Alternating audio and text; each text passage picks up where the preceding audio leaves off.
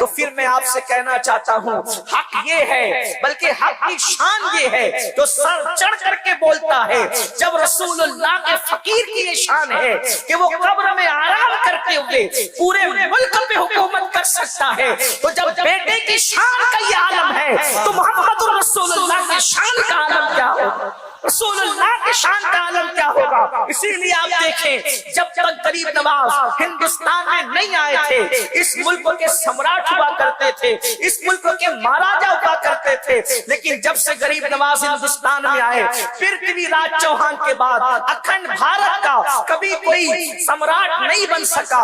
اس کی وجہ یہ ہے کہ پرتھوی راج گیا، اس کے بعد مسلمانوں کی حکومت تھی، کبھی غوری آیا، اللہ اکبر، کبھی غوریوں کی حکومت رہی، کبھی مغلوں کی حکومت رہی، کبھی جو ہے وہ عادل شاہی حکومت ایک علاقے میں رہی، حکومتیں الگ الگ رہی. لیکن جس وقت مغلوں کا آخری بادشاہ بہادر شاہ ظفر گیا، اس کے بعد پھر انگریز اس ہندوستان میں آ گئے، اور انگریز گئے تو ملک کا بٹوارا ہو گیا. لیکن آپ دیکھ رہے ہیں کہ غریب نواز کی آمد کے بعد پھر کوئی کلمے کا انکار کرنے والا بھارت کا سمراٹ کیوں نہیں بن سکا؟ اس کی وجہ یہ ہے کہ ایک ملک میں دو سمراٹ کبھی جمع نہیں ہوتے. محمد رسول اللہ نے غریب نواز کو ہندوستان کا سمراٹ اور راجہ بنا کر کے بھیجا. اس لیے جب سے وہ آئے ہیں انہی کی حکومت چل رہی ہے اور ان کے غلام تخت پر بیٹھتے رہے. اور ہم لوگوں سے کہتے ہیں حکومت وقت یاد رکھے، یہاں تو کل دوسرا رہے گا. زمین ہندوستان کا راجہ ہمارا خواجہ سدا رہے گا. ہندوستان کے ایک ہی راجہ، ہندوستان کے ایک ہی راجہ. کیا غریب نواز کی حکومت چل رہی ہے. میں نے جس آیہ کریمہ کی تلاوت کی ہے، اللہ پاک قرآن مقدس میں ارشاد فرماتا ہے قل، اے محبوب آپ فرما دیں. جب بھی ہم لوگ قل کہتے ہیں ہمارے قل کی بڑی اہمیت ہے. ابھی سب کو انتظار ہے کہ غریب نواز کا قل ہوگا. یہ قل کیا ہے؟ بلکہ اسی قل میں کل ہے. راجستھان میں بات کر رہا ہوں، ایک ہوتا ہے قل بڑی قاف سے، ہے نا قل، اور ایک ہوتا ہے کل چھوٹی قاف سے.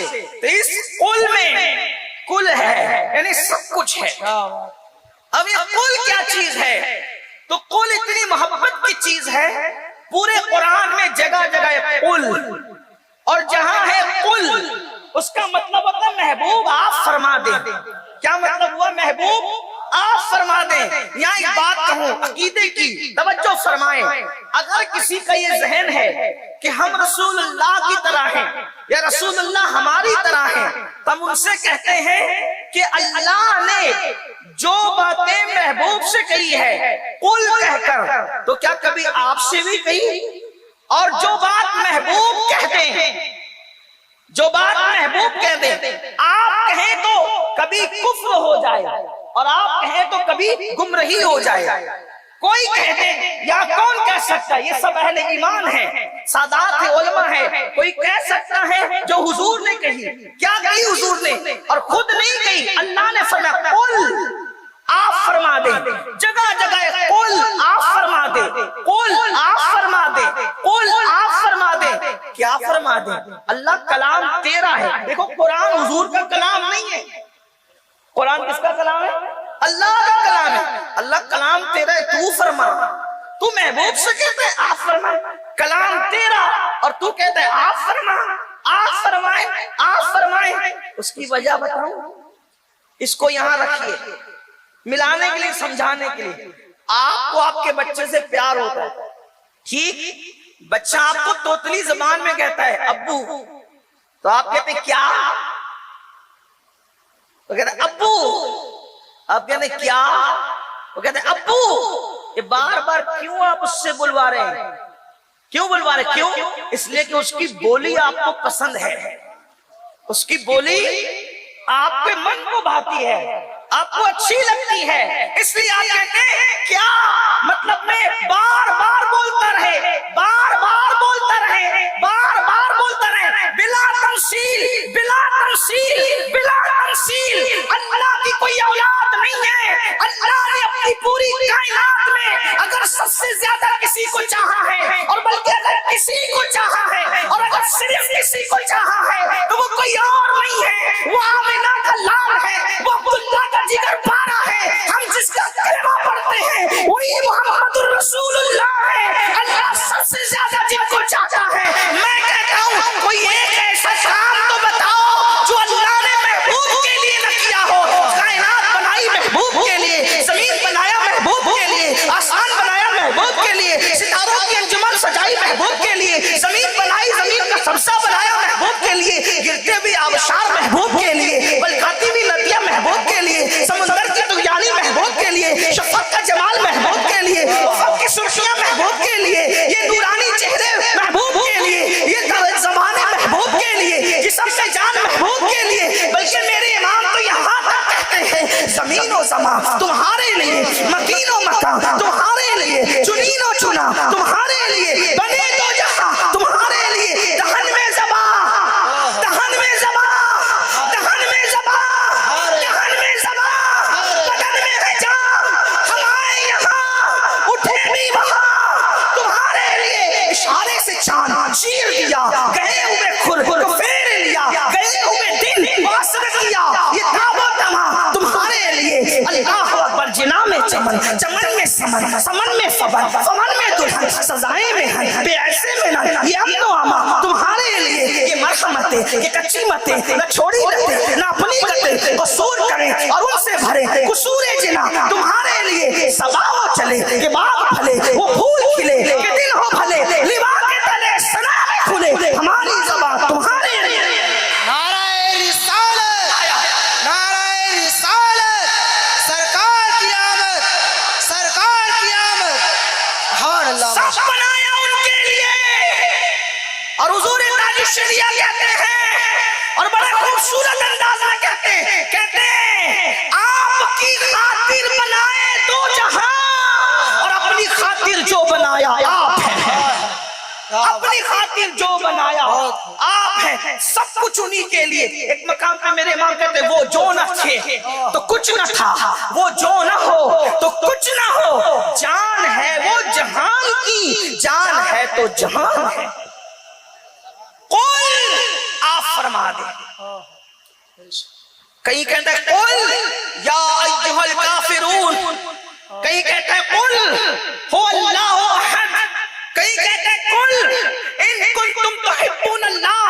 الگ الگ مقامات پر کہا جا رہا ہے، اور یہاں جو بات کہی جا رہی ہے قل، آپ کو اپنے بچے کی بات پسند، آپ اس سے بار بار کہلواتے ہیں، اور خدا کو اپنے محبوب کی بات پسند، تو اللہ تعالیٰ اپنی بات بھی، توجہ کریں شاہ پورہ والوں، توجہ کریں اپنے محبوب کی شان کیا ہے، اپنے محبوب کی شان کیا ہے، کیا کہتا اللہ، قل آپ فرما دیں کلام اللہ کا، اور سننا کس سے چاہ رہا ہے، کس سے؟ ہائے ہائے، جب داؤد کی آواز نکلتی ہے تو اڑتے ہوئے پرندے رک جاتے ہیں، پرندوں کو اشتیاق ہے آواز داؤد کے لیے، اور محبوب کی آواز کی کیا شان ہے کہ اللہ اپنا کلام بھی اپنے محبوب کی زبان سے سننا چاہتا ہے۔ اسی کو استاد زمن کہتے ہیں، قل کہہ کے اپنی بات بھی لب سے تیرے سنی، قل کہہ کے اپنی بات بھی لب سے تیرے سنی، اللہ کو ہے اتنی تیری گفتگو پسند، اللہ کو ہے اتنی تیری گفتگو پسند۔ اب فرمایا جا رہا ہے قل، فرمایا کیا کہیں، اب حضور جو کہہ رہے ہیں وہ کوئی نہیں کہہ سکتا، کیا ان کنتم تحبون اللہ، آپ کہیں محبوب کہ اگر تم اللہ سے محبت کرتے ہو تو کیا کریں، فاتبعونی، میرے پیچھے پیچھے چلو، میری پیروی کرو، میری نقل کرو، یعنی جو میں کرتا ہوں وہی کرنا، اس کو کہتے ہیں فاتبعونی، اتباع کرنا، کیا میری نقل کرو، میرے پیچھے چلو، کیسے؟ جیسے میں کھاتا ہوں، ہیروں کے طریقے پہ نہیں کھانا، جیسے میں محمد کھاتا ہوں صلی اللہ علیہ وآلہ وسلم، روحی فدا، ویسے کھاؤ، جیسے میں سوتا ہوں ویسے تم بھی سو، جیسے میں نے شادیاں کی ویسے تم بھی کرو، جیسے میں بولتا ہوں ویسے تم بھی بولو، جیسے میں اٹھتا ہوں ویسے تم بھی اٹھو، جیسے میں بیٹھتا ہوں ویسے تم بھی بیٹھو، جیسے میں جھکتا ہوں ویسے تم بھی جھکو, جیسے میں زمین پہ سر رکھتا ہوں تم بھی رکھو. کیا ہوگا؟ تو کہا میرے جھکنے کی طرح جھکو گے, اوروں کی طرح جھکو گے تو جھکنا کہلائے گا, میری طرح جھکو گے تو رکوع بن جائے گا. اوروں کی طرح سر زمین پہ رکھو گے تو ماتھا زمین پہ ٹیکنا اور رگڑنا ہوگا, لیکن میری اتباع میں پیشانی کو زمین پہ رکھو گے تو وہ سجدہ ہو جائے گا. اور اس میں ملے گا کیا؟ جب تو زمین پہ پیشانی کو رکھے گا میری اتباع میں, میری پیروی میں, میری نقل میں, تو اللہ اور تیرے درمیان جتنے پردے وہ سب اٹھا دیے جائیں گے اور تجھے اللہ کا قرب نصیب ہو جائے گا. فاتبعونی, ہر معاملے میں اتباع کرو, پھر کیا ملے گا؟ تو اللہ فرماتا ہے محبوب کہے یحببکم اللہ, محبوب کی نقل کرنے پر, اتباع کرنے پر تم بھی محبوب بن جاؤ گے. محبوب بننے کا کتنا آسان نسخہ. میرے بھائی سید صاحب کہہ رہے تھے غریب نواز محبوب بنے, میں نے کہا سب کو محبوب بننے کا طریقہ دیا گیا ہے. سبحان اللہ. اور آسان کتنا ہو, فاتبعونی, بس اتباع کرو. غریب نواز نے اتباع کی. ابھی میں آگے عرض کروں گا, وقت رہا تو اس لیے کہ بارش آ رہی تھی, میں نے مولانا سلیم صاحب سے کہا تھوڑی دیر میں بات کروں, سید صاحب کر لیں, قائد محترم کو بلا لیں, اس لیے کہ موسم بیان اور پروگرام کی موافقت میں اور حمایت میں نہیں لگتا. میں کبھی نہیں کہتا ہوں کہ موسم خراب ہے, اس لیے کہ موسم دوسروں کے خراب ہوتے ہیں, ہمارا ہاں موسم خراب نہیں ہوتا. اللہ گرمی دے وہ بھی اچھا, اللہ سردی دے وہ بھی اچھی, اللہ برسات دے وہ بھی اچھا. اور ہمارے یہاں بارش آتی ہے تو بارش کی بڑی برکت ہے. میرے آقا فرماتے ہیں جتنے قطرے ٹپکتے ہیں ہر قطرے کو فرشتہ اپنے ہاتھ میں لے کے اترتا ہے, تو جتنے قطرے اترتے ہیں اتنے فرشتے اترتے ہیں. اسی لیے ہمارے بزرگوں نے فرمایا جب کسی کام کے شروع یا اختتام پر یا اس کے درمیان بارش ہو جائے سمجھ لو کہ وہ کام اللہ نے قبول فرما لیا. شاہ پورہ والوں اپنی محفل قبول ہو گئی, غریب نواز سرکار کی محفل قبول ہو گئی ہے. انشاءاللہ ہماری نجات ہے, اس کی برکت سے انشاءاللہ نجات ہے. تو عرض یہ کر رہا تھا فاتبعونی, میرے محبوب کی اتباع کرو. ہوگا کیا؟ یحببکم اللہ, تو اللہ تمہیں اپنا محبوب بنا لے گا. اللہ جب تو ہمیں محبوب بنا لے گا, ہم تو گناہ کر چکے, اب تیرے حبیب کی پیروی کرنے نکلے اور تو محبوب بنا لے گا. ہم تو جرائم کر چکے اور تیرے محبوب کی پیروی کرنے نکلے, پھر تو کہتا ہے محبوب بنا لے گا. ادھر تو محبوب بنائے گا اور ادھر لوگ کہیں گے کہ ایسا تھا ویسا تھا, یہ تھا وہ تھا. اللہ فرما رہا ہے تو گھبراتا کیوں ہے؟ میرے محبوب کی پیروی تو کر. یحببکم اللہ, میں تجھے اپنا محبوب بنا لوں گا. اور جس کو محبوب بنا دیتے ہیں پھر اس کو گنہگار نہیں لگتے, پھر اس کو مجرم نہیں لگتے, پھر اس کو خطا کار نہیں لگتے, پھر اس کو پاپی نہیں لگتے. پھر کیا کرتے؟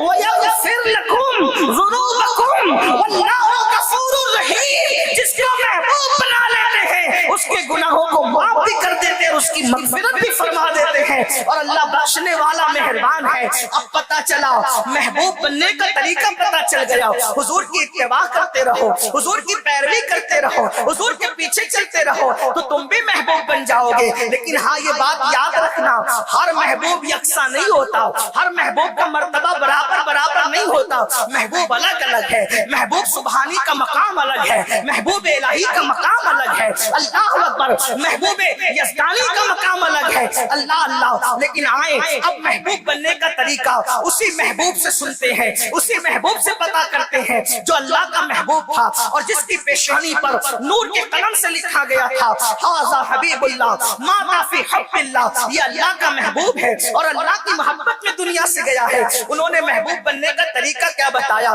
بڑی معذرت کے ساتھ ہم یہودیوں کے طریقے پر چلیں گے محبوب نہیں بنیں گے, ہم مشرکین کے طریقے پر چلیں گے محبوب نہیں بنیں گے, ہم اللہ اکبر جوؤں کے اڈوں پر جائیں گے محبوب نہیں بنیں گے, مسجدوں کو ویران کریں گے محبوب نہیں بنیں گے, شراب کے اڈوں پر جائیں گے محبوب نہیں بنیں گے. آپ سے پوچھنا چاہتا ہوں, وقت کا رائے پتورا آج بھی آنکھیں دکھا رہا ہے لیکن اس کو سزا کیوں نہیں ملتی؟ وجہ ایک ہے کہ ہم محبوب نہیں بن پا رہے ہیں. جو قوم حجام کی کرسی پر بیٹھ کر چہروں سے داڑیاں مڈا کر گٹروں میں پھینکوائے وہ اللہ کی محبوب کیسے بن سکتی ہے؟ جو سود کے حرام دھندے کر کے اپنے پیٹ میں جہنم जहन्नम की आग डाले, वो कौम महबूब कैसे बन सकती है? जो कौम रात के 3-3 बजे तक ज़िना के मनाज़िर फिल्मों के अंदर देखे, वो कौम महबूब कैसे बन सकती है? एक मर्तबा मैं सोचने लग गया, बैठ करके सोचा, या अल्लाह, जिस मजहब ने औरत के चेहरे को देखना हराम करार दिया पाप की नजर से, औरत के चेहरे को, तवज्जो करें, जो मजहब औरत के चेहरे को देखने से मना करता है, ये अल्लाह अगर औरत का चेहरा देखे पाप की नजर से तो क्या मिलेगा? तो अल्लाह ने महबूब से कहलवाया, अल्लाह के रसूल ने फरमाया, मैं अपनी कौम के जवानों की तवज्जो चाहता हूँ, लोगों से नफरत करते करते अब अपने आप से भी तो नफरत न करो, लोगों से दूरियां इख्तियार करते करते अपने जिस्म पर भी तो जुल्म न करो।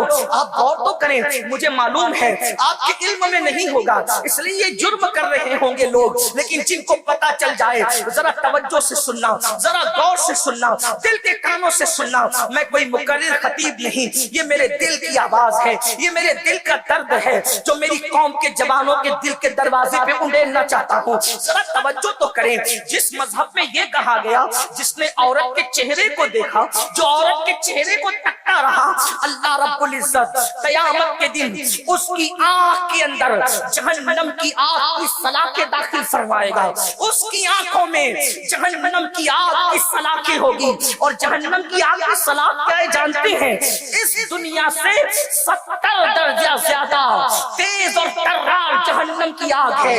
मुझे बताओ, अल्लाह अकबर, मेरे आका सल्लल्लाहु अलैहि वसल्लम के दीवानों, ऐ मुस्तफा जाने रहमत के गुलामों, अल्लाह अकबर, अगर दुनिया की आग पर हम तेल गरम करें और वो गरम गरम तेल हमारी आंख में चला जाए तो आंख का क्या बनेगा?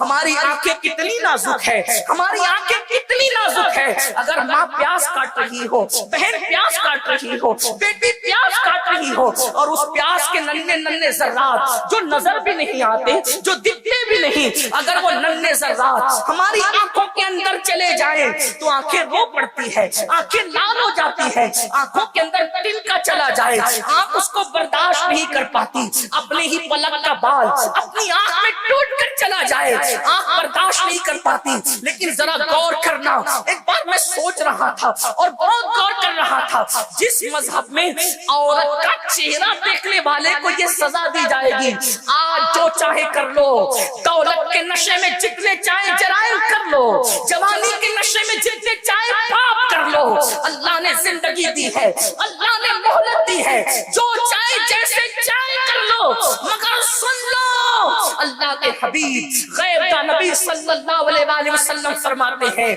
जिसने औरत का चेहरा पाप की नजर से नामहरम औरत का चेहरा, अजनबी औरत का चेहरा देखा, उसकी आंखों में आग की सलाखें, जहन्नम की आग की सलाखें डाली जाएगी, जहन्नम की आग उसकी आंखों में भरी जाएगी। अब आपसे पूछता हूँ, जब अजनबी औरत का चेहरा देखने पर यह सजा है, तो जो लोग फिल्म के अंदर अजनबी औरत को जिना करते हुए देख रहे हैं, अजनबी औरत को, हीरोइन को नंगी देख रहे हैं, उन लोगों का क्या अंजाम होगा, उनकी कैफियत क्या होगी?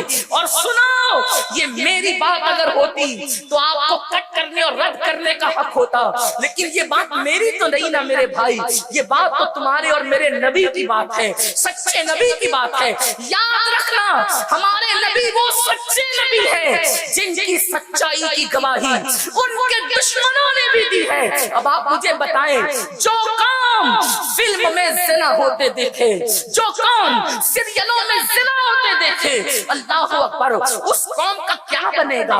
उस कौम की तबाही से उन्हें कौन रोक सकेगा?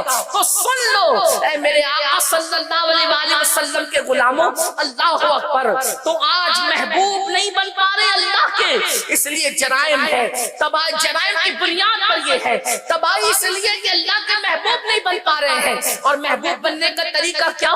फत्तबिऊनी, हुजूर के पीछे पीछे चलो, हुजूर के तरीक पर चलो। और हुजूर अलैहिस्सलाम से अल्लाह फरमा रहा है, आंखों के बारे में क्या हुक्म है? तो कुरान कहता है, कुल लिल मुमिनीना यगुद्दू मिन अबसारिहिम, कि महबूब आप फरमा दे मोमिनों से कि वो अपनी निगाहों को नीची रखे।